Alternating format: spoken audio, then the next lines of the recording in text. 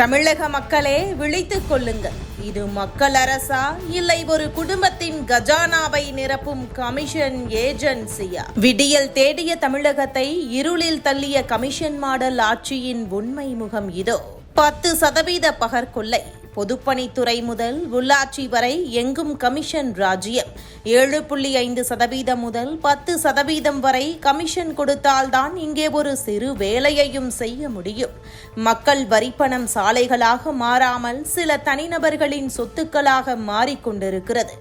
விற்கப்படும் வேலை வாய்ப்புகள், ஏழை இளைஞர்களின் கனவான அரசு வேலைகள் இங்கே ஏலத்திற்கு விடப்படுகின்றன.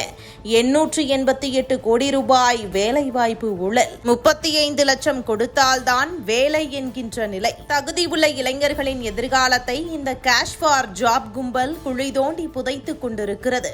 எங்கும் ஊழல், எதிலும் சுரண்டல். மதுபான விநியோகத்தில் 1000 கோடி முறைகேடு. மின்சாரத்துறையில் டிரான்ஸ்பார்மர் கொள்முதலில் 397 கோடி ரூபாய் மாயமானது. இது போதாதென்று விவசாயிகளின் வியர்வையில் கை வைக்கும் நெல் ஊழல், போக்குவரத்து ஊழல், மதுரை சொத்து வரி முறைகேடு என ஒவ்வொன்றிலும் உங்கள் பணம் சுரண்டப்படுகிறது.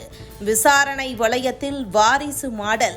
மணல் முதல் நிலக்கரி வரை, அமைச்சர்கள் முதல் அதிகாரிகள் வரை அனைவரும் இன்று மத்திய புலனாய்வு அமைப்புகளின் பிடியில். மக்கள் பணத்தை காப்பாற்றுவதை விட ஊழல் செய்த தன் அமைச்சர்களை காப்பாற்றுவதிலேயே இந்த அரசு மும்முரமாக உள்ளது.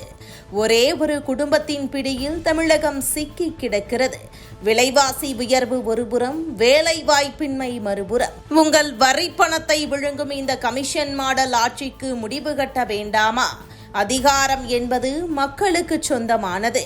ஊழல் அரசியலுக்கு முற்றுப்புள்ளி வைப்போம். மே 4, 2026 அன்று உங்கள் ஓட்டு தமிழகத்தின் எதிர்காலத்திற்கான வேட்டு.